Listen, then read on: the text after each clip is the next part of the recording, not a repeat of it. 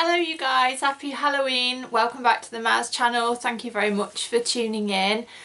Yep, Halloween day today, very exciting. Today I thought I would just talk a little bit about my paranormal experiences that I've had throughout my life. I wanted this video to be like more of a kind of chit-chatty, informal video because often my videos tend to come out more formal than I want them to. Just nerves, I think. So I thought I'd talk about that today. I was going to do this video live. You need 24 hours to allow YouTube to kind of confirm your account and set everything up. By which time it would be like 11:30 at night by the time I could film. And there's a Most Haunted live on YouTube tonight, which I am not missing. I'm so excited about that. So yeah, let's get on with it really. So as regards paranormal experiences, I'm not sitting here claiming to be psychic or anything like that in any way, but I have had a few weird things that I can't explain, and that started from quite a young age. So that the first time that I seemed to realise I'd got at least some sort of sixth sense, shall we say, was when I was about 14, 15, and I had a birthday party in my house, as you do.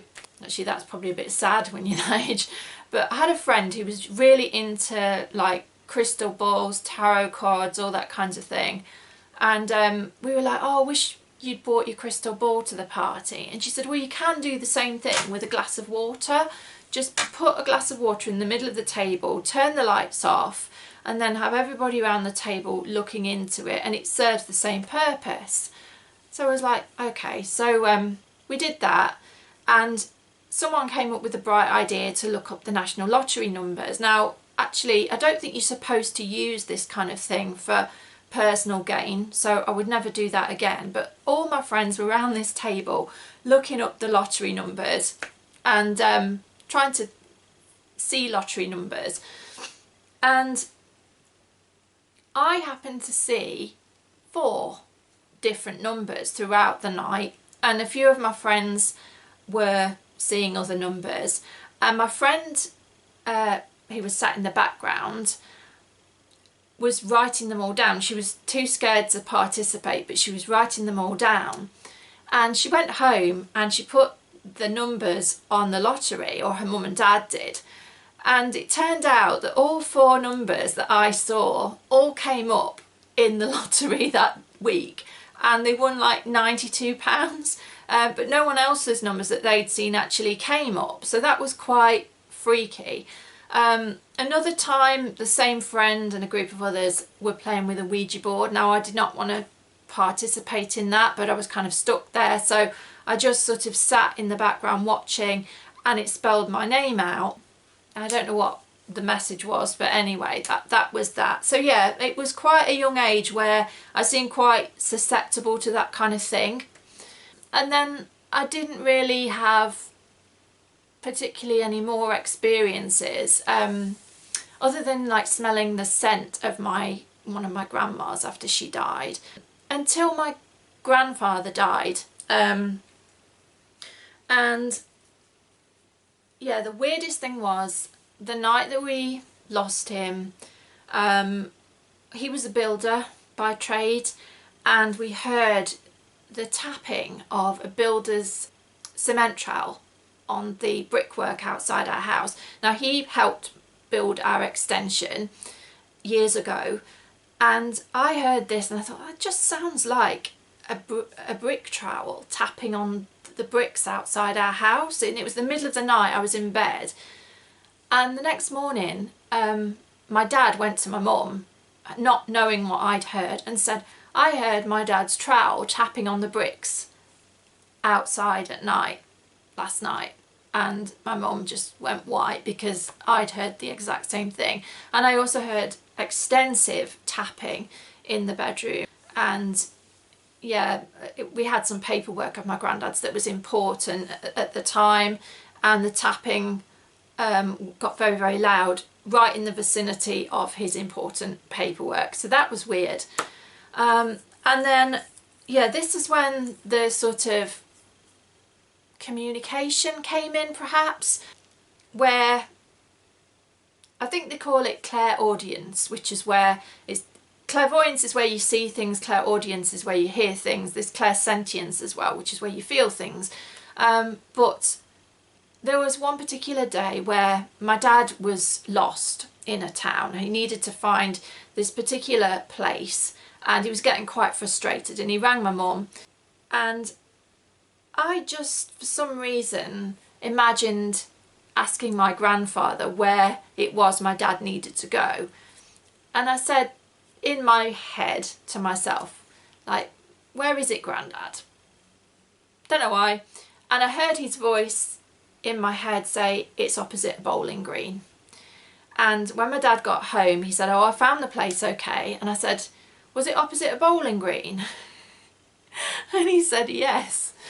And then it didn't end there. I kind of, soon after he died, I found myself, like, whenever I was in a supermarket or something, my granddad's voice saying, it's over there, to whatever like produce I needed, and I'd find myself almost guided to the correct shelf in the shop. It was as if he was kind of leading me around the shop, and he used to do that when he was alive. He was very much like racing on ahead, and then he'd be like, here, here, like with whatever it was you were looking for. He always kind of found it first. And this came into play only a few weeks ago, actually. Again, we were in a large cemetery, paying our respects to some relatives, and we were walking back and through the cemetery down the main path, and it's a very large cemetery, and my dad said to me, your granddad's brothers and family are buried somewhere over there, but I'm not sure where it is. And I heard my granddad's voice in my head go, here, here, just like he used to do. And my head just went whoosh, and I looked in this sea of graves that I'd never seen before. I looked and I put my eyes directly on the correct grave where there were 3 of our family members, and I was like, it's there, Dad. It was so strange. It was just so strange. And then, yeah, it doesn't end there.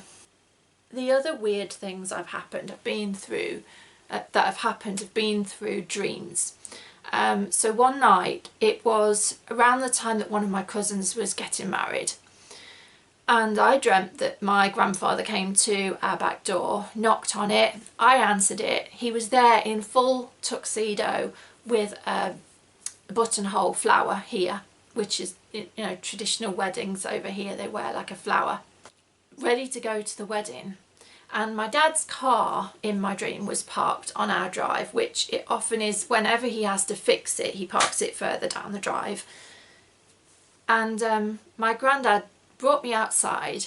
He pointed at the car towards the wheels, or like the drive shaft kind of area, and just said, tell your dad. And I woke up the next morning and I said, Dad, like, this might be nothing, I said, but I dreamt of Grandad last night. He pointed at your car, I said, and there's either something wrong with your steering or your brakes on the car, and he wants you to have a look at it. So my dad was like, okay. So he looked under the car like that day, and he did find something wrong with one of the brakes. Nothing too major, but it needed sorting out. So he got that fixed. And that was that. And then a couple of weeks later, my dad was driving up our road, and all of a sudden his steering just went completely like no control over the car. And he was like, oh my goodness, luckily he wasn't going fast, so he stopped. He got out of the car, he looked underneath, and all of the steering fluid had completely leaked out of the car. And yeah, he was freaked out, to say the least. So that was one of the major kind of things that I experienced. And after that, I started to kind of take these messages a little bit more seriously. They only tend to really come if I ask, and it seems to be mostly with my granddad and not so much with other family members, which is quite strange. But there was a time where we had another family member who had died, and I'm not going to mention names of anyone or who they were, but after he died, there was something that one of our other members of the family needed to find in the house, and it went missing. She didn't get a chance to kind of go into the loft to check things, and there was something particular that she had wanted from there, and it was all a bit of a mystery that was really bothering her, where this thing had gone. And I took it upon myself privately to say, where is it, to the person who died. And no word of a lie, I heard this voice say, tell this family member that it's in that little tin that she used to like. And anyway, I didn't say anything to this family member because I thought they're going to think that I'm absolutely nuts if I say that. So I never said anything, and I still haven't to this day. But the next time the subject came up, she said to us, I'm sure I know where that item is, because she said, I reckon it was in this little tin that I used to play with when I was a child, and I used to put nail varnish on the inside of the lid and paint it with nail varnish. So that was weird. That was really quite weird, and I never did tell her that, actually. So yeah, they've been my main kind of communication type experiences. The other things we have experienced is like a visual of my grandmother. I don't want to be disrespectful by going into lots of detail about this, but my dad's had a sighting of her, and it was very, very vivid, to the point where her image blocked what was behind her, so there was like some solidness in the image. He could describe what she was wearing. He also saw her face very plainly. This was on 2 separate occasions. And then I have also seen her in the night and could also describe what she was wearing. She had like a grey coat with like paisley edging on the pockets, and I could actually see that, bless her. And yeah, she came at a time just before some absolutely horrendous things happened, which I won't go into, and I think she actually did come as a warning to me. Other things I've had are like dreams where I've predicted what's happened in the news.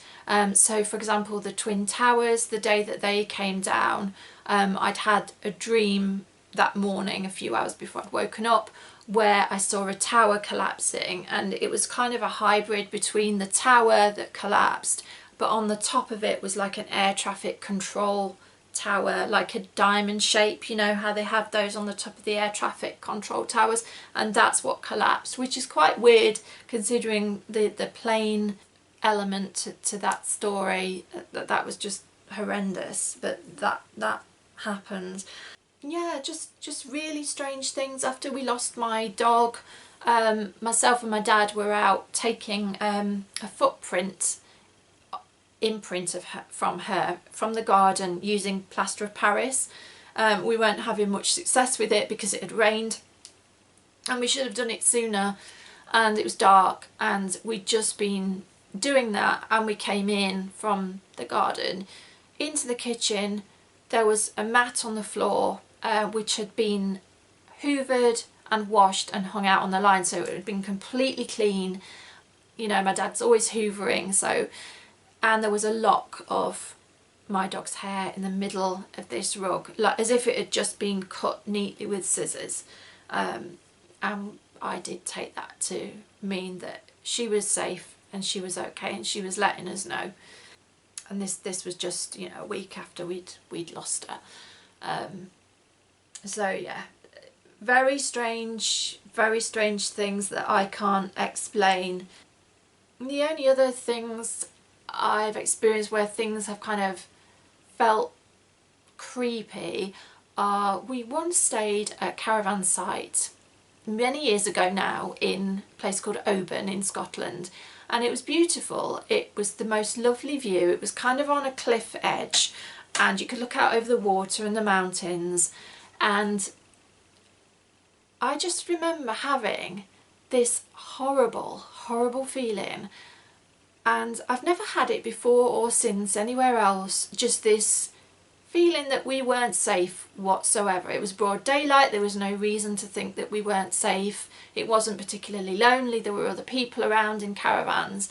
But I said, we need to move from here, we need to move. I just kept saying we need to move. And in the end we moved pitches to the other side of the park. And yeah, I've never had that feeling before. I know that sometimes electromagnetic fields can give people strange feelings of foreboding and stuff like that. So yeah, I'd be interested to know if anyone else has ever had that kind of a feeling anywhere. Oh yeah, I completely forgot this one. This one is really strange. So obviously, like many people, when you lose your milk teeth as a kid, you put them under your pillow for the tooth fairy and you get a little bit of money, like 50 pence, a pound, whatever we used to get from under the pillow. And I think when one of my nans was alive, I lost a tooth, and she asked my mum or dad, oh, has she had the money for a tooth yet? And they'd forgotten, and mum said, oh no. And she kind of looked at them a bit, you know, not annoyed, but just a bit, oh, why hasn't she been given her money yet for the tooth? And this was after my nan had died when I was young, so, and I lost a tooth, and it was a molar, and it got put on the fireplace in the lounge. I think I was a bit too old. I was too old to believe in the tooth fairy. I lost my tooth really late, and yeah, it just got put on the side, which is a bit gross, but anyway. Me and my mum were sat in the lounge one night, and all of a sudden this tooth flew across the room. It must have flown 3 foot plus, and it didn't just like pea roll off the side. It literally was as if someone had flicked it. It was propelled. It just went whoosh, like that. Now the fire was on, so whether, I don't know, somehow the heat had caused it to expand and move and launched it, I don't really know, but it broke into like 3 or 4 pieces, and we were like, oh, that's weird, that's really weird. So we picked the tooth up off the floor and put it back on the side and didn't think any more about it. The next day, my mum went into the lounge, and this tooth, there'd been some change, I think, on this side as well, or maybe there hadn't, but this tooth, there was a pile of coins neatly stacked up, just 10 pences or something, and a 50 pence, neatly stacked up on the hearth, on the fireplace, and on top were the 4 pieces of teeth, all neatly placed on top of this pile of coins. My mum thought my dad had done it, my dad thought my mum had done it, I hadn't done it, nobody had done it, and this tooth was like that. It was really strange. And yeah, the fireplace has been somewhere that something else weird happened like that. I'm sorry this story is so bitty, it's all different things, but I wanted to get it all in. So the other thing that happened was my dad had a very dear friend who he worked with who passed away some years ago. And on the day that he found out that his friend had passed away, obviously he was very upset. And my dad worked in metal work, and so did his friend. And this friend was apparently particularly good at fixing intricate objects like jewellery and stuff like that. And by coincidence, my mum that day had found her necklace, and she got it all knotted. It was a gold necklace, it was all knotted, and the chain had actually broken, and you could see that it had broken because there was a loose strand hanging down from the knot. So it had actually snapped, but it was all knotted as well. And we didn't know how we were going to fix this necklace. My dad couldn't unknot it, and it needed the chain reattaching and everything, you know, where it had broken. And she left it on the fireplace again. And the next day we woke up to the necklace completely intact, unknotted, neatly placed on the fireplace. And my mum went to my dad and said, "Oh, thank you for fixing my necklace." And my dad says, "What are you talking about? I haven't fixed your necklace." And he went and he saw it, and Mum said he just went white, because, so we do believe that that was my dad's friend that had fixed that necklace for my mum, and that's a really sad story. And yeah, I also heard him say where he had been placed as well, because we didn't know, and that turned out to be right as well.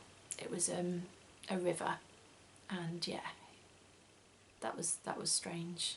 So yeah, I don't know. I don't know if there's anything in all this. I'm not claiming to have any powers beyond the average. Everyone you speak to, don't they, has some sort of weird sixth sense type stories, ghost stories. I went to a spiritual medium evening once, and both psychics came up to me, and one said that the first thing she saw was a pentagram when she sort of looked at my aura, or whatever it is they do. And she asked me straight away if I read tarots or was interested in this sort of thing. And then later in the evening, the other medium came up to me, and they hadn't had any contact. It was a huge room. It was in like an old hotel, and you know, they'd never sat together at any point to like compare notes or anything. They were completely separate, from separate organisations. And this lady said to me, just randomly, "Would you like to come and help me at my spiritual church, because you'd be very useful?" And I didn't take her up on it, but yeah, that was strange. That was strange. I'd be really interested to hear if anyone else has got any stories. If anyone lives in a haunted house, I'd love to hear about that as well. You know, what have you experienced? I'm sorry this story, like I say, has been all over the place. It's been a series of stories, really. They are all completely true. Whether there's a rational explanation for some of them, there may be. I'm not making any of it up. I don't believe in doing that. I don't, you know, I think it makes a mockery of a serious subject if you do things like that, and I'm not into doing that at all. So yeah, just be interested to know what you think. And thank you very much for watching. If you have enjoyed this video, please give it a thumbs up and subscribe to my channel. I'd really appreciate that. And I hope you all have a lovely Halloween night, and I'll see you next time. Bye.